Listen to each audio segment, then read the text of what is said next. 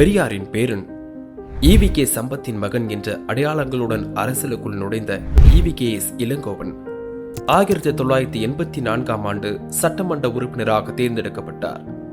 அடிப்படையில் நடிகர் சிவாஜி கணேசனின் ரசிகராக இளங்கோவன் தனது அரசியல் குருவாகவும் சிவாஜி கணேசனையே ஏற்றிருந்தார். 2004-2009 வரையில் பிரதமர் மன்மோகன் சிங் அமைச்சரவையில் இளங்கோவனுக்கு மத்திய ஜவுளி மற்றும் வர்த்தகத்துறை இணையமைச்சர் பதவி கிடைத்தது.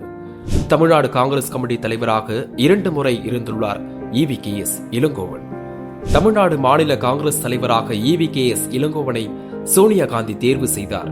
காங்கிரஸ் மாநில தலைவராக சிறப்பாக செயல்பட்ட ஈ.வி.கே.எஸ். இளங்கோவன் தனது சர்ச்சைக்குரிய பேச்சு மற்றும் கூட்டணி வியூகத்தால் ஆக்டிவான அரசியல்வாதியாக அறியப்பட்டார். மத்திய இணையமைச்சராக இருந்த போதிலும் காங்கிரசுடன் கூட்டணியில் இருந்த திமுகவை ஈ.வி.கே.எஸ். இளங்கோவன் கடுமையாக விமர்சித்தார். மேலும் திமுகவை விமர்சித்த மறைந்த தேமுதிக நிறுவனர் விஜயகாந்தை வீட்டிற்கே சென்று இனிப்பு கொடுத்து பாராட்டினார் ஈ.வி.கே.எஸ். இளங்கோவன். அவரது விமர்சன கடைகளில் இருந்து தப்பாத அரசியல்வாதிகளே இல்லை என்று கூட சொல்லலாம்.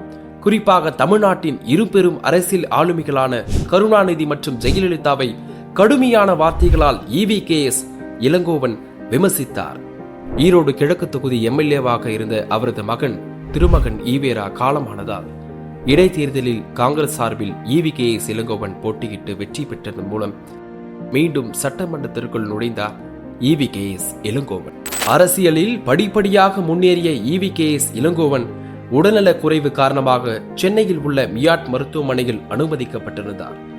1 மாதத்திற்கு மேலாக செயற்கை சுவாச உதவியுடன் சிகிச்சை அளிக்கப்பட்ட வந்த நிலையில் இன்று காலமாகியிருக்கிறார்.